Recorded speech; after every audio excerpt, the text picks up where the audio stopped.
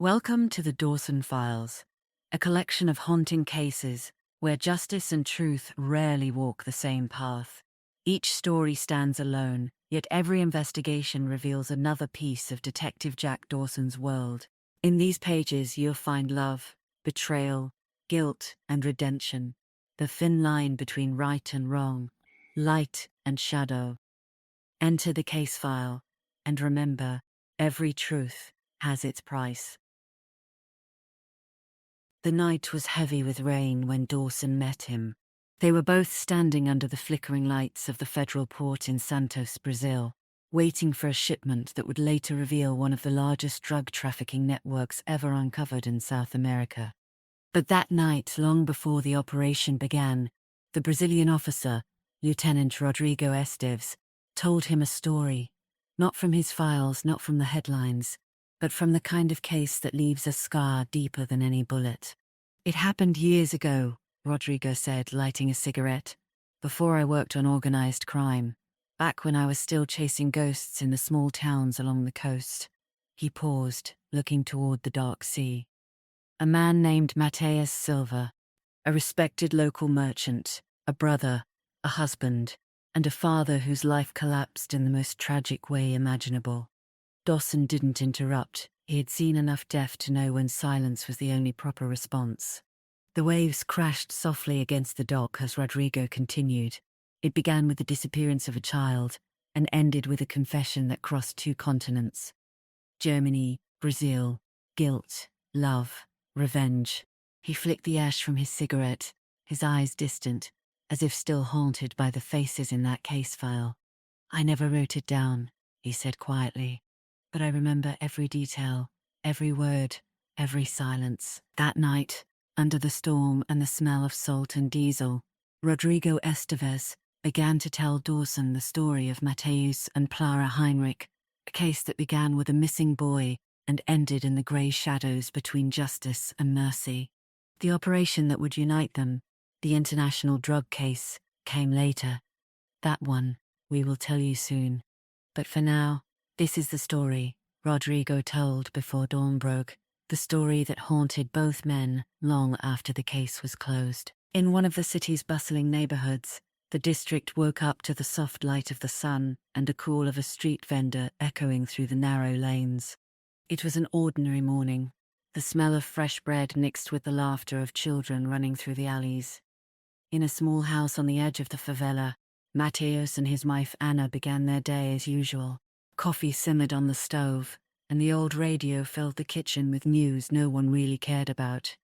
Their only son, Raphael, 9 years old, played in the courtyard with a small red ball, bouncing it against the wall and laughing, a pure, carefree laugh, like a promise of joy. At 10 o'clock in the morning, Raphael opened the door holding his ball and called out cheerfully, "I'm just going to play outside, Ma." Anna smiled and brushed his hair with affection. "Don't go too far, and come back before lunch." Raphael ran down the steps, his laughter echoing through the street, then vanished into the maze of narrow alleys every child in the neighborhood knew by heart. An hour passed, then 2, and still no sign of Raphael. At first, Anna wasn't worried. She thought he was still playing at a friend's house. But when the sun began to dip below the rooftops, a quiet panic started to grow inside her chest. She stepped into the street, calling with a trembling voice, "Raphael, where did you go, my son?" No reply. She asked the neighbors one by one, but none of them had seen him since the morning. When Mateus returned from work that evening, he found Anna sitting by the door, crying. Through her tears, she whispered, "He hasn't come back. We searched everywhere, and there's no sign of him." Mateus froze, then suddenly ran through the narrow streets, his voice cracking as he shouted, "Raphael! Raphael!" Night fell over the neighborhood. The once lively alleys turned eerily quiet. Neighbors gathered, flashlights in hand, and the first search began. But there was no voice, no sound, no trace. That night, Mateus sat outside his door until dawn, waiting to hear a knock, a cry, or even a whisper. But only the wind passed through the narrow streets, carrying with it one haunting question. Where did Raphael go? That evening, Matthias and his wife Anna went to the police station, their faces marked by shock and fear, as if they were trapped inside a nightmare that wouldn't end. They sat before the duty officer, Anna's voice hoarse from calling her son's name, and Matthias pressing his hands on the table to keep himself from shaking. The officer spoke in a calm, professional tone, the full name of the child. Raphael Matthäus, 9 years old. When was the last time you saw him? At 10 in the morning. He went out to play in the street and never came back. The officer wrote down the details, then looked up and asked a question that neither of them expected. Do you suspect anyone? Matthias hesitated for a long moment, looked down, then answered in a low, bitter voice. Yes. I suspect my brother Lucas and his sons. The officer raised his eyebrows slightly. Your brother? Why do you suspect him? Matteo sighed deeply before replying. The conflict between us is old. The relationship has been broken for years. I wouldn't be surprised if he still held something against me. The officer wrote the statement without comment and ordered an initial investigation, as well as the summoning of Lucas and his sons for questioning the next day. Matthias and Anna left the station in heavy silence, not exchanging a single word on the way home. Their steps were slow, and deep inside, they both knew that the day which began with the search for their little boy had ended by reopening an old door from the past, a door that had never truly been closed. From the early hours of the next morning, the police began their field investigation in the neighborhood. Officers moved from street to street, questioning neighbors, collecting every piece of information that could lead. The faces in the neighborhood were tense, the air filled with murmurs of worry. At the small bakery, at the barber shop, every conversation revolved around the same question. Any news about Matthias's boy? But the answer was always the same: silence. At noon, Lucas and his 2 sons were summoned to the police station after their names appeared in Matthias's statement. Lucas sat before the officer, his face pale with exhaustion and fear, his voice trembling. Sir, I have nothing to do with this. God knows I would never harm my brother or his child. It's just, life pulled us apart, the officer asked calmly. When was the last time you saw your brother? Lucas hesitated before replying. Months ago. We don't talk, we don't visit each other. Then his 2 sons, Paolo and Daniel, were questioned one after the other. Their answers were nervous, disjointed, and both looked frightened, though they had no reason to be. When they left the station, Lucas walked slowly, his heart heavy with anger and confusion. Meanwhile, Matthias remained at home, waiting for any word from the police, clinging to the faint hope that Raphael would be found alive. But deep inside, he already knew the truth. The case was becoming darker than anyone had imagined.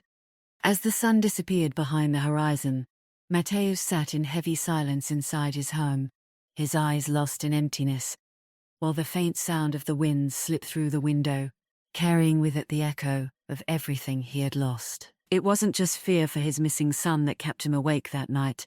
It was the return of an old story, a wound buried deep in his past. It all went back to many years earlier, to a time when the 2 brothers, Matthias and Lucas, were just children living under the same poor and fragile roof. During the investigation, Matthias told the officer, "We had a hard childhood, sir. Our father was a poor man. He came from another city hoping for a better life, but all he found was misery.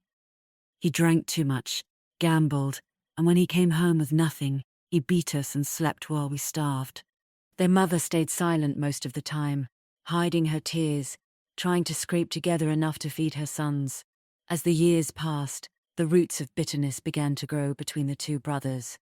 Poverty, jealousy, and endless comparison, all of it built a wall between them that would never be torn down. When Matthias turned 17, he had already become more stable and level-headed than his brother, while Lucas inherited their father's temper, reckless, impulsive, always drawn to gambling. Matthias recalled with quiet pain, "At that age, I started working in trade, doing all kinds of small jobs. And then I decided to get married, even though everyone was against it. I just wanted a fresh start, far from all that pain." The marriage was done reluctantly, neither family truly approved. But the conflict didn't stop there. The fights and arguments continued, until one day, Matthias decided to leave it all behind. He moved to a distant border town, and from there, began his journey to the United States, searching for a different kind of life, unaware that this single decision would forever change the fate of his family. After months of trying, Matthias finally managed to leave Brazil, heading for Germany, chasing a dream of work and a better life, a chance to rebuild his dignity after years of poverty. He arrived there as a young man of 20, alone, knowing no one, not speaking the language, armed with nothing but determination. At first, he worked in whatever jobs he could find, in factories, in restaurants, washing cars, anything that brought in a few euros. Every bit of money he earned, he sent back to his wife Anna in Brazil, telling her to stay strong, promising that one day he would come home and build them a better life. The years passed, and Matthias struggled tirelessly in a country that showed no mercy. 10 years of hard work and loneliness, until he finally saved enough to live comfortably. Back home, his brother Lucas lived a very different life. He worked as a small-time vendor in the local market, but his lack of discipline, his gambling and drinking, turned every effort into failure. Debt piled up, and soon he became known as a man who had lost control. When their father died, Lucas moved back into the old family house, while Matthias, still in America, took care of all the financial responsibilities from afar. After 10 long years abroad, Matthias returned to Brazil. He came back a changed man, successful, confident, wealthy. He bought a house, opened a small grocery and a restaurant, and Anna welcomed him home with pride and relief. For a time, happiness seemed possible, but it didn't last. The relationship between the two brothers never healed. The more Matthias succeeded, the deeper Lucas sank into his vices. The distance between them grew, their silence louder than any argument. And though both lived in the same city, their worlds no longer touched. It was as if their childhood hatred had grown up with them, waiting quietly for the day it would explode again. After his return, Matthias tried to turn the page on the past, to rebuild a bridge between him and his brother Lucas. But the old wound ran too deep. By now, Lucas had 3 sons, while Matthias had 2. Though blood connected them, resentment separated their families like a wall. Every meeting ended in awkward silence, glances filled with suspicion or pride. There were no more visits, no shared meals, no laughter between nephews and cousins.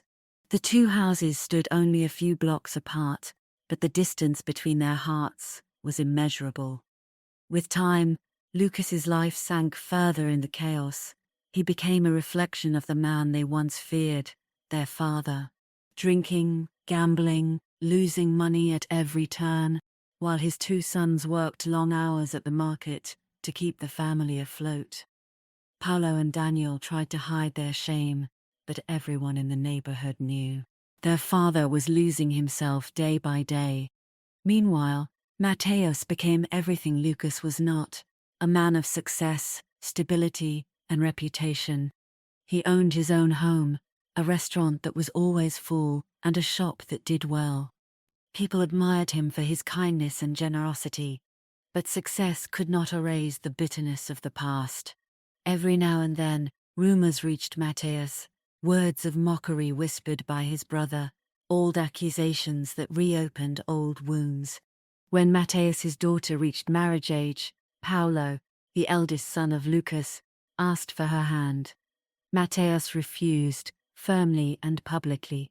The rejection set off a storm between the 2 families. What had once been silent resentment became an open war of words. Pride, pain, and years of unspoken hatred ignited like dry wood.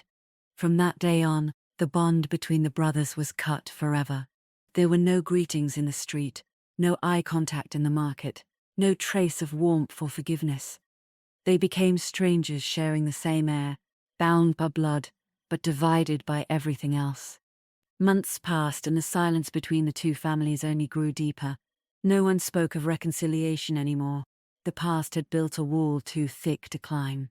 But in Matthäus's heart, unease began to take root.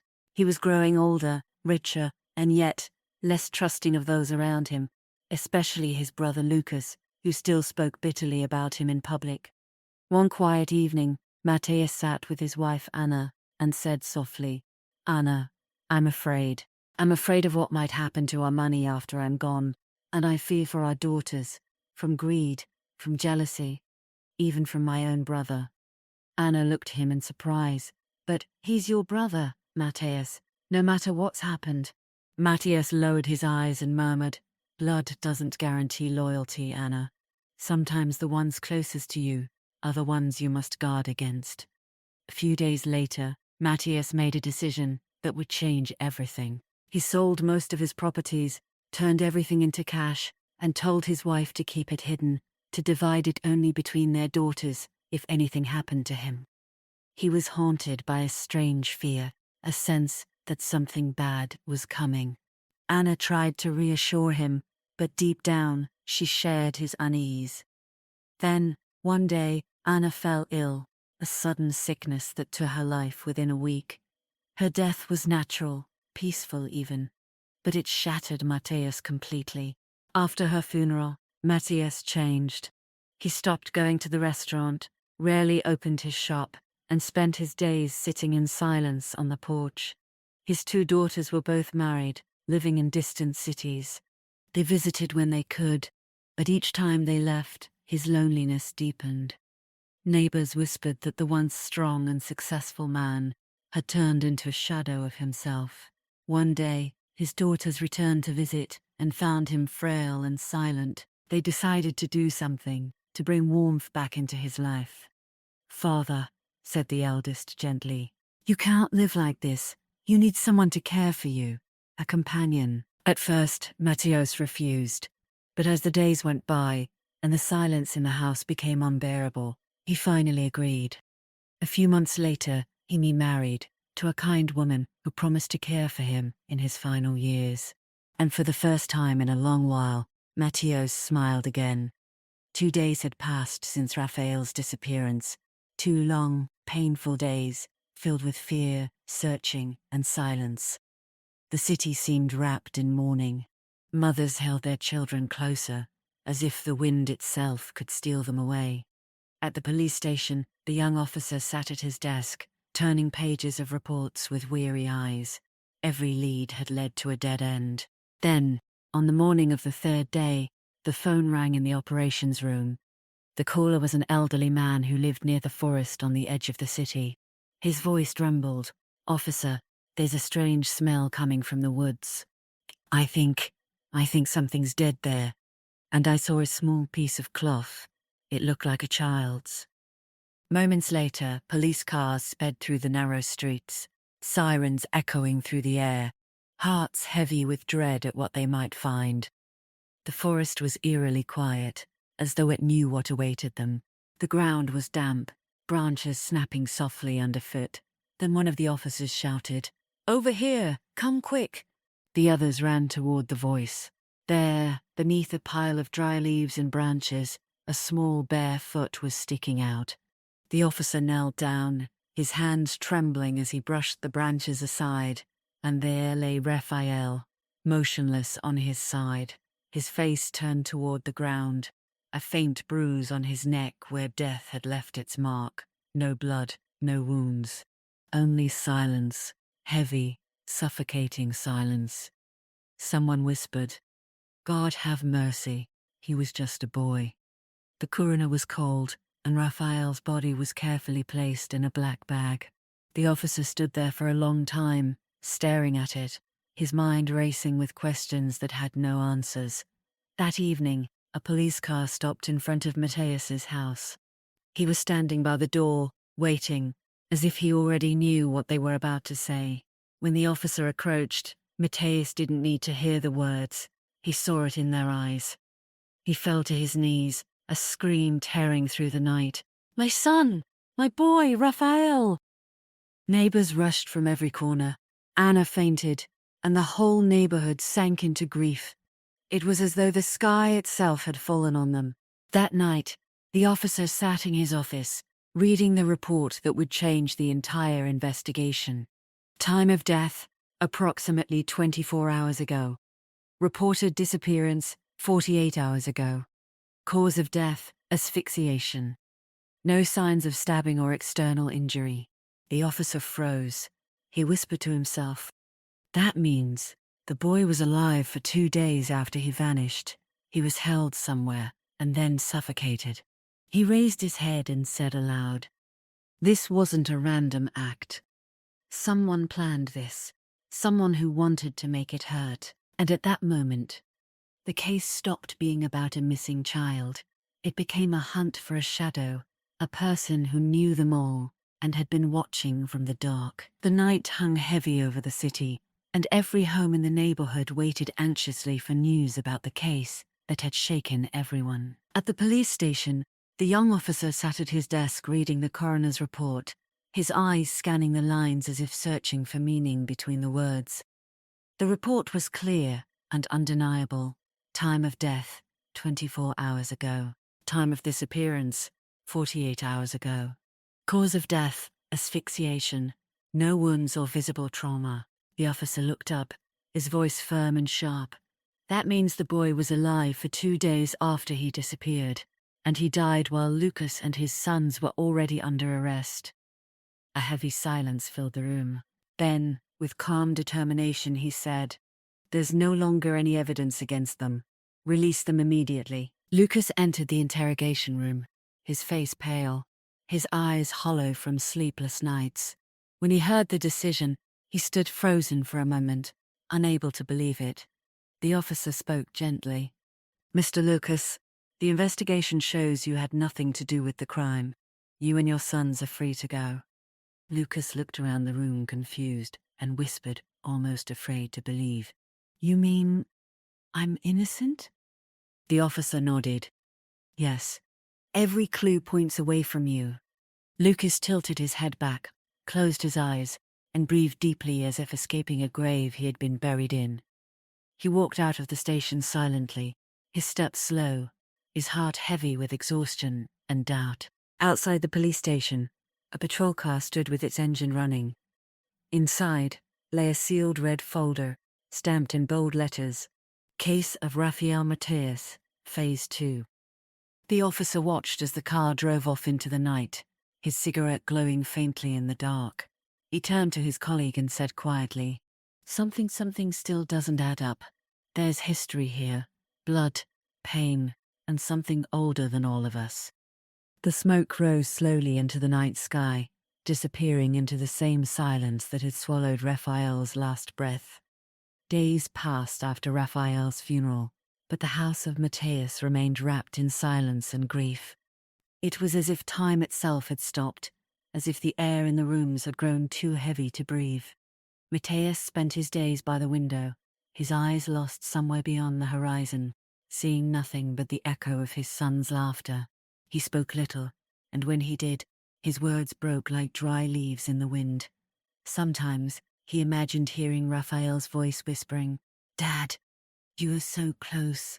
Why didn't you find me?" Each time his body trembled, his hands covering his face, as if guilt itself were pressing down on his chest. Anna, his wife, watched him silently, afraid of what loneliness might do to him. She knew that pain no longer lived only in his heart. It haunted every corner of their home. Across the neighborhood, in Lucas's small house, another kind of tension filled the air. Even though Lucas and his sons had been released, fear still clung to them. Whispers followed them wherever they went. Maybe he really did it. A brother wouldn't lie for nothing. But the truth was different. The nervousness Lucas and his sons had shown during questioning had come not from guilt, but from fear of a misunderstanding.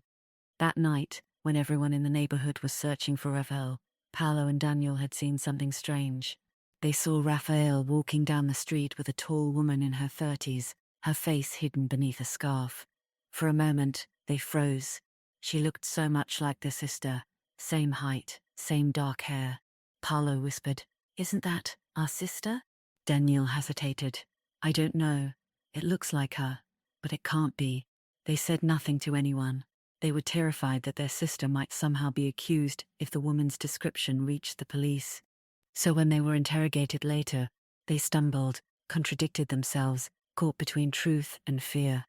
Days later, Lucas set his sons down. "Tell me the truth," he said quietly. "Why were you so nervous that day?" And they told him everything. Their sister, sitting nearby, covered her mouth in shock. "Me? You thought it was me?" she cried. "I was at the market," which she saw the right fact, and took his tense. Where the Lowe's spot, one parted, all over the place, and where the right fact, one parted. "Forgive us, my daughter. We were confused, scared. Fear makes people see what isn't there." She burst into tears, and Lucas pulled her close. For the first time in years, their family held each other, united in guilt and relief. But that night, Lucas couldn't sleep. He sat by the window, staring at the pale moon hanging above the rooftops. If it wasn't her, he whispered to himself, then who was that woman? Who was she? And what did she want with Raphael? He clenched his hands, his heart torn between mercy and suspicion, between the past he wanted to forget and the truth he could no longer avoid. Finally, he stood up, his voice breaking the silence. "I have to see my brother.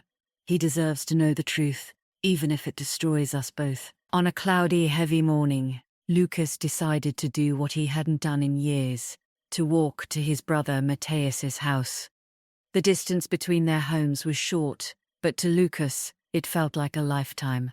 Every step brought back memories of their childhood, their fights, their father's voice, and the years of silence that had grown between them like a wall. When he reached the old gate, he stopped and hesitated. Then he knocked, once, twice, until a tired voice came from inside. "Who is it?" He swallowed hard and answered, "It's me, Lucas." The door opened slowly. Matthias stood there, his eyes swollen and red, his face pale and hollow, as if grief had drained the life out of him. They faced each other in silence. The years of anger, guilt, and distance hung heavy between them. Finally, Lucas spoke first, his voice shaking. "Matthias, I didn't come to argue or justify myself. I came to tell you something I saw, something you need to know." They sat in the small living room. The air smelled faintly of incense and loneliness. Lucas stared at the floor, then said quietly, "That day, when Raphael disappeared, my sons saw him. They saw him walking with a woman, tall, around 30, wearing a scarf. At first, they thought she was their sister, but later, they realized she wasn't." Matthias froze. His voice trembled as he repeated, "A woman? In her 30s? Tall?" "Yes," said Lucas. They didn't see her face clearly, but her build, her walk, they remembered. Matthias's eyes widened. His breath caught in his chest. He whispered, "A tall woman, around 30. The same description." He suddenly went quiet. His hands trembled as he reached for the table for support. Then, in a low, broken voice, he said, "The tides of my past are pulling me under again, Lucas. I can't escape them anymore." Lucas looked at him, confused and afraid. "What do you mean, Matthias? What does your past have to do with this woman?" Matthias lifted his head slowly, his eyes full of guilt and sorrow. "Not here," he whispered. "Tomorrow, I'll go with you to the police. I'll tell them everything. There are things I've hidden for too long." Lucas tried to ask more, but Matthias only stood up, walked to the window, and stared at the setting sun in silence. "Some secrets," he said quietly, "don't stay buried forever. One day, they dig their way back up, even from the grave." That night, neither brother slept. Lucas lay awake, haunted by questions, while Matthias sat alone, his mind trapped in memories of a past he had spent years trying to forget, a past that had finally come back to claim him. The morning sun crept slowly into Matthias's house, as if afraid to touch the walls that had carried sorrow for too long. He sat in his usual place, the photograph in his hands, but this time, his face was different. The face of a man who had finally decided to speak. "Lucas, I promised I'd tell you. Maybe the time has come." Lucas sat before him, silent, afraid that a single word might break the fragile thread of confession before it began. I married her after a year. She treated me with the tenderness of a mother, and I played the role of a devoted husband. She used to tell me, "You're the last gift life has given me." And all I could think about was the future and money. He raised his head suddenly, his gaze distant, his voice dropping to a whisper. But she had a daughter, Clara. She was about 27 then, tall, blonde, eyes blue as the sea. She hated me from the first day. She said, "You're not here for love, you're here to steal her." He stood up and began pacing slowly across the room. She spied on me, followed me, watched how I spent, where I went. I tried to ignore her, but as time passed, our silence turned into quiet fire. He sat down again, his voice trembling. "Once, she told me something I've never forgotten. I'll be the one to judge you when my mother is gone." He took a deep breath, as though diving into distant shadows. After 10 years of marriage, Helena grew very ill. I took care of her at the hospital, but even then, I was sending money to Brazil, building the house, the shop, the restaurant. I was preparing for a new life. He looked straight at Lucas. When Helena died, Clara lost her mind. She went to the police, claimed that I poisoned her mother, but they found no proof. The court acquitted me. I decided to come back home. I never saw her again, except once.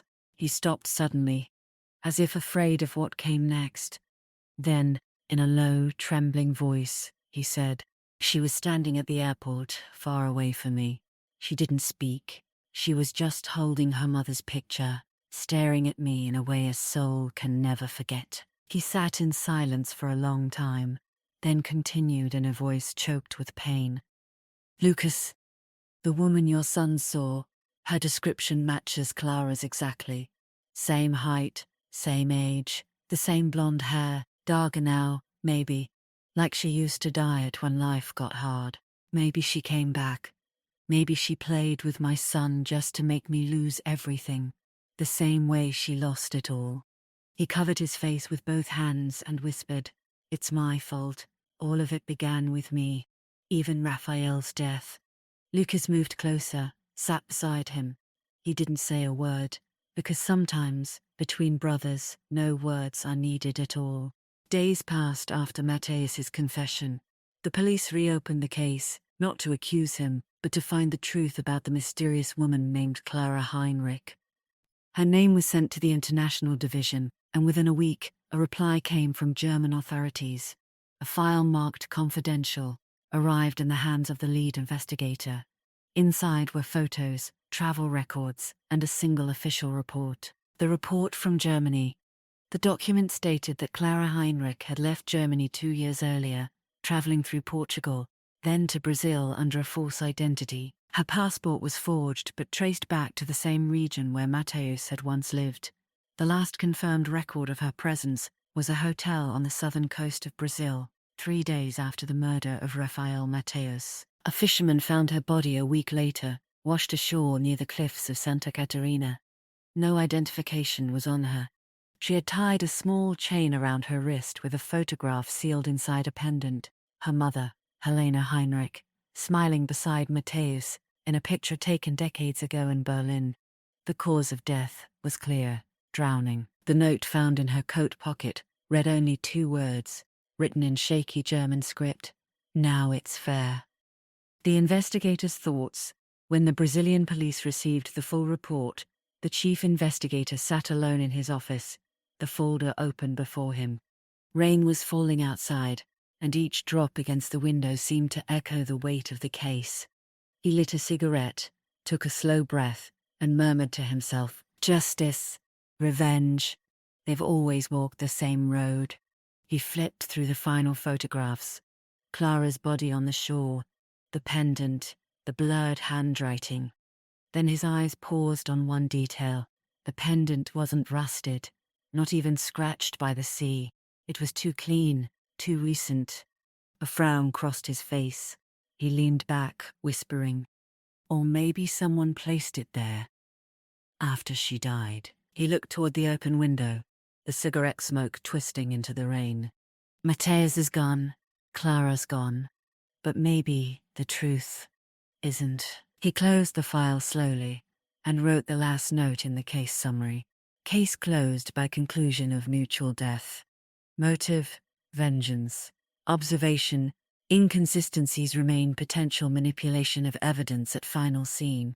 Weeks later, an old man was seen walking along the coast near Santa Catarina.